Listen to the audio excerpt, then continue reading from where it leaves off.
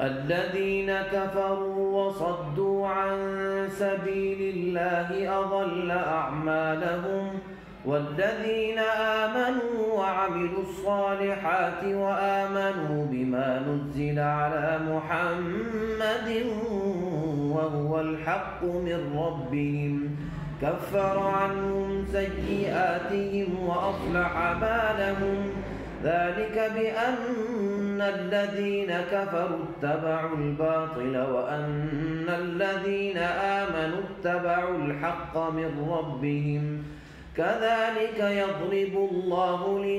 للناس أمثالهم فإذا لقيتم الذين كفروا فضرب الرقاب حتى إذا أثخنتموهم فشدوا الوثاق فإما منا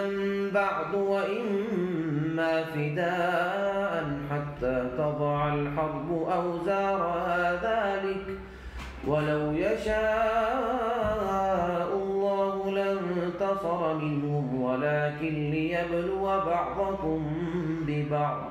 والذين قتلوا في سبيل الله فلن يضل أعمالهم سيهديهم ويصلح بالهم ويدخلهم الجنة عرفها لهم يا